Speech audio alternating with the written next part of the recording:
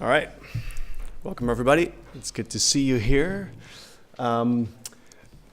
When Pocket Gamer asked me to talk about retention through events and community, I was thinking like, how did we do that? Because we have a super active community, but we actually happened to stumble upon it a little bit. So this talk is actually a bit of a love song, I guess, to the players in the game. I hope that will become more clear as we progress. So, how we accidentally created an awesome community in Stormbound. First, a little bit about Paladin. We are based in The Hague in the Netherlands, and the team is right now 50 people. Sometimes it is actually sunny and warm in the Netherlands, so this is our last summer at the beach in The Hague. We are primarily working with publishing partners such as these, and Congregate is the publisher for Stormbound. I'll get back to that in a moment. Some of our games include Momonga Pinball Adventures, Galaga Wars, Amazing Katamari Damacy, Tamagotchi Forever, and a whole bunch of others that are sort of cooking in the kitchen, you could say. But this talk is about Stormbound. And let me grab some water. My throat is already killing me, I notice. So before I skip any more beats. Stormbound is actually a game where you collect cards, you place them on the board, and there's sort of a chess component to it where you need to sort of position them carefully and defeat your opponent. So the cards move automatically, there's a ton of cards to choose from, and it's highly tactical. Just imagine a nice soundtrack here with special effects and everything. It's great. All right. It launched a year ago. Let me actually get to the facts. It launched over a year ago. Again, published by Congregate, and Congregate has been doing a really good job with this whole marketing, publishing thing. And a lot of these items that I'm talking about, it's actually sort of co-created between the players, ourselves as a developer, and Congregate as the publisher. So just wanted to highlight that. The core game is very compelling. So it's just like I just mentioned, but it's a really deep core mechanic, and it's also because of this, it's pretty much of a little bit of a niche game that attracts a certain type of audience. The metagame, where a lot of the talks in this section and mobile in general, of course, focus very much on metagame and events and all kinds of stuff. We don't really have any of that. So it's a super simple metagame. You build up your card collection, you can upgrade your cards, and then you play matches in the monthly leagues. We have daily quests that refresh every day, but that's pretty much it. So there's no in-game events or anything of that. I'm not saying this to be sort of humble or anything. That's really the case, and I think this specific game is, I think, a very interesting case study to see how you can still have a super active community in spite of the lack of these metagame elements. So let's look at 2018. This shows why Stormbound has such an awesome community. In January, we did card balances. We made some announcements in February. We were going to launch it on PC and web. We did a Dragon update tease for new cards. In March, there was a big update which included a new type of units, dragons. In March, we did some tournaments and fan lore contest. I'll get into that a little bit more. Steam and web available in May. In June, we did a rhyming contest. April, balance changes. July, new features, card balancing, and tournaments and fan art contest. In August, we did card balances. September, we did card balances. October, Extra Life. In October, a new set as well. a fan site, more tournaments, and a new set of cards in December. So why does this show that the community is awesome? Well, 2 reasons. First of all, these slides that I just showed were not made by me. These slides were made by members of the community. And these players, kept Frozen Earth and BTD Master, put together a timeline of what we did in the game and what happened in Stormbound. I don't have a clue why they did it, but I think it's pretty amazing that they're sort of doing the work for us, right? I think it's one of those little things that shows how engaged these people are. And the second is that, unfortunately, in the sort of second half of the year, we had to ramp down the team for reasons. And even though the ramp down definitely impacted the frequency of updates and everything, the community is still very much engaged. So, again, this is a bit of a love song to the players, and it really made me realize that it is all about the players. So if there's any takeaway that you can get from the live operations that you're doing, it's about the players. The people behind that are playing the game are actual people. They have their own sort of wishes and everything, but if you can facilitate that in a proper way, then it's going to really engage the community. So a couple of examples around that. I'm just going to show you, I mean, again, I don't have any massive like tactical takeaways for this, but just want to show you what you can achieve when the players are engaged. So this is showing some examples of fan art that were created by players. There's a ton of memes created by them, mostly complaining about the nerfs that we're doing and the overpowered cards that are in the game. Geus is definitely one of the critical ones that will come back later. Let me just see. Does this work? No. My button stopped working. Oh, here we go. Okay. The effort that some people put in and the quality that they create is sometimes truly amazing. Up to professional levels, I would say, and it's all across the board. And these pictures were taken from Discord, so players shared these images on Discord, and okay, I just need to hold it like that, and then players just engage with each other, like, oh, this is so awesome, can you do this, or can you make this? So it's really cool, and I mean, look at this. Papercraft unit from Stormbound. I mean, I don't know, but it's just so awesome. A comic. So one of the players took it upon themselves to create a comic of the game. And the reason that this is possible, I think, is because we deliberately sort of kept the storylines of the game very much into the background. So we're not very explicit with the story, the setting of the world. It leaves a lot to the imagination. And this player basically created a comic around the factions and some of these cards and how they would sort of play out in real life.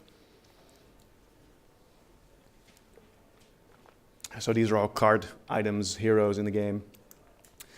So that's why we figured out, okay, why not just do a fan art contest and let players compete against each other. The winner gets a prize, or the winners get a prize in the game.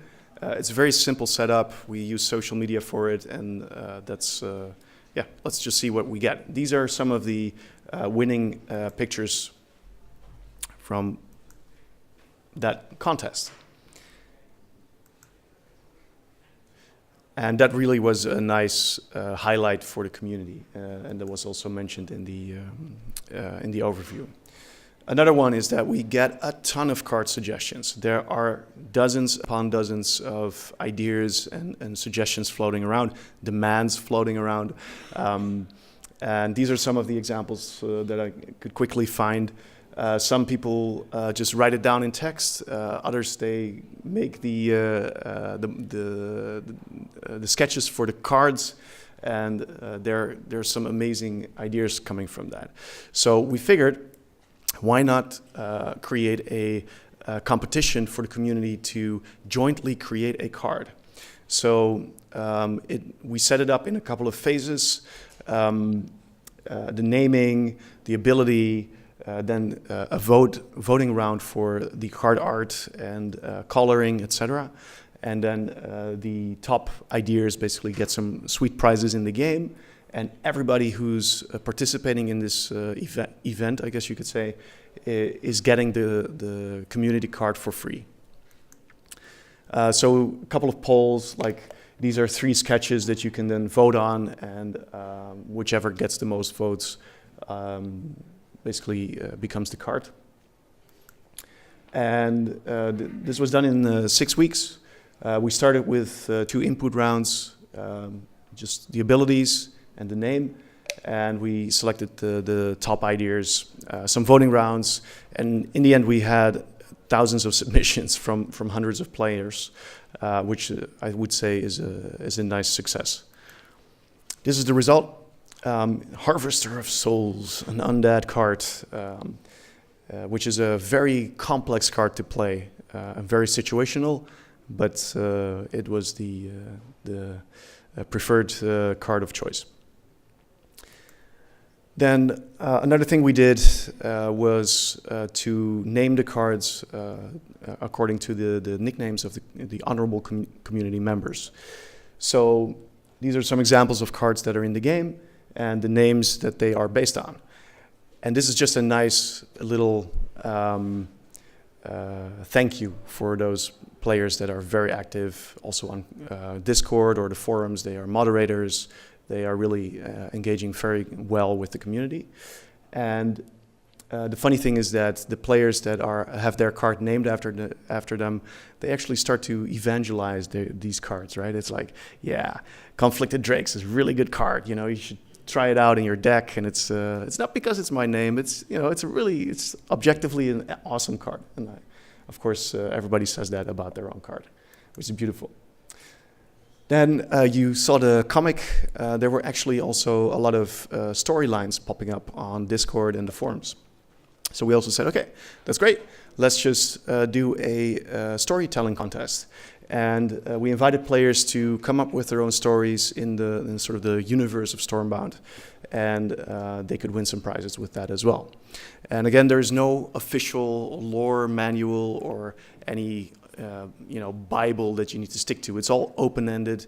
We do have our own take on that, of course, but it's all up in the air, and that leaves a lot to the imagination. And there were a lot of entries into this. People were really writing a lot of story content, which is amazing, even creating maps of the kingdoms and everything. So it's maybe the takeaway there is if you leave things to the imagination, then the community will fill in the gaps.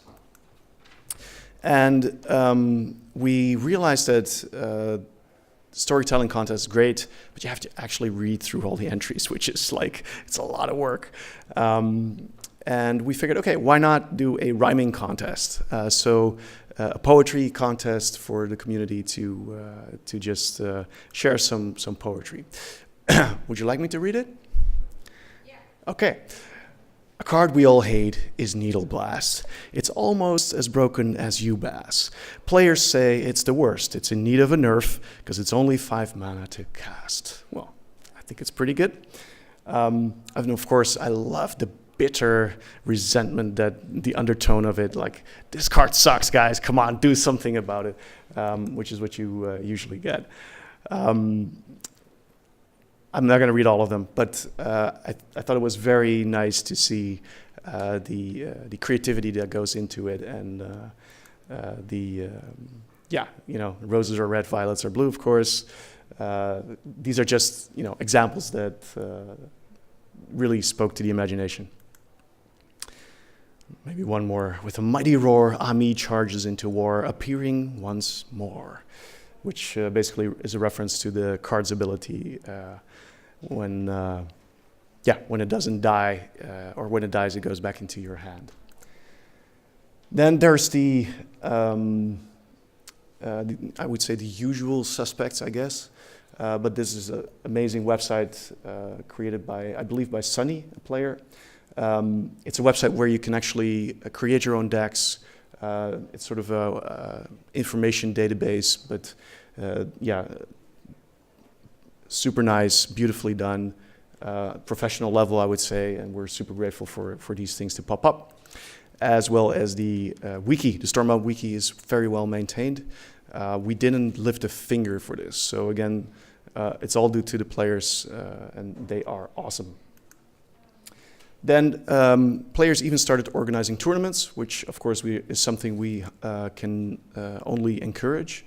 So there's 2 DGL tournaments being hosted so far. You can sign up, and then we have a friend mode in the game, which basically allows people to select who they're playing against. So players actually post their own Discord name and their own congregate name. They are basically matched up against each other. They organize themselves to set a time for playing the match, and then both players need to report the outcome of the match. That's recorded by Torix, the organizer, and then the top players are actually rewarded with some nice in-game loot. And then there's the faction tournament, which is organized by a player called Kep. 15 players in each kingdom, basically battling it out to show which kingdom dominates. And for each kingdom, there's an MVP. It's tracked in a simple Google Sheets, and it has room for 60 players. That was filled pretty fast, and it's another beautiful, beautiful example of, with simple means, if you provide the community with a bit of support and of course a game to actually do it, then this kind of stuff can happen. So, 3 minutes left. Couple of takeaways. I would say the first and most important one, players actually need to love the game. When that happens, you can start to see good things happening. The leaving things open-ended, I think that's an important part, because that sort of, I guess it stirs the imagination, and it's something that you can then work with as a player to fill in the gaps. Second, of course, we need to give blessings and support to the community, to all the content creators. We need to facilitate that this can happen. We have our own channels. We got Discord, the forums, the fan kit, which basically has all the card art in one place. Of course, the contests and everything need prizes. They need a platform. They need some recognition. And of course, when there's really good art being created, then that needs to be in the spotlight as well. So with very little effort, we can actually do a lot on those areas. And last but not least, the community can actually provide a lot of insight and inspiration as to basically what to do next, right? So we use these insights to determine our next steps for the game. We are very transparent and open with the community. And we're, so for example, Jens, the lead designer for the game, is actively engaging with the community. If there are balance changes that is announced beforehand, players can sort of say yay or nay to it. Not that they have the final say, but we definitely want to hear about any issues that they're seeing. And of course, that leaves a platform for the haters that will hate anything you do, which is just something that comes as a package deal with the good stuff that's happening. But that's fine. So next for Stormbound, we've had a slow second half of the year, but the development team will actually ramp up again quite strongly, which is great news. I'm going to be doubling down on the community. The next update is coming very soon. It's Valentine's Day. The plan is to create some new cards and have some nice Valentine's Day offers. So it's a very romantic Valentine's Day if you can play Stormbound with your loved ones on the couch, or maybe in bed. You never know what happens, of course. And we have more exciting news coming very soon, but just stay tuned for our website and we'll share everything shortly. I just wanted to add this fan art, one of the most beautiful pieces I've encountered so far. Amazing stuff going on. And that's it. Thank you very much. And I think we have time for questions. So, thank you.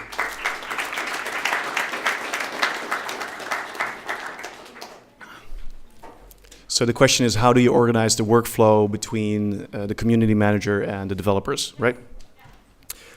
So actually, we don't have a community manager. No. So we have the team itself is basically doing the community management. So it comes down to, I see sort of a golden triangle of the producer, Fernando, who's also here. Then we have Jens, the game designer, and Martijn, our tester. Tester is a bit of a weird thing, but actually, when you think of it, quality assurance, figuring out bugs, making sure that everything runs smoothly, it's actually a pretty good way of dividing the work. So that's the way we approach it. And of course, on Kongregate's side, there are community managers, and they are doing a tremendous job with customer support, figuring out the tickets and everything. But in essence, I think it's best if the development team is actually stripping naked in front of the audience, basically, not literally, don't worry, and then engaging with the players themselves, and that is very much appreciated by the players, I have to say.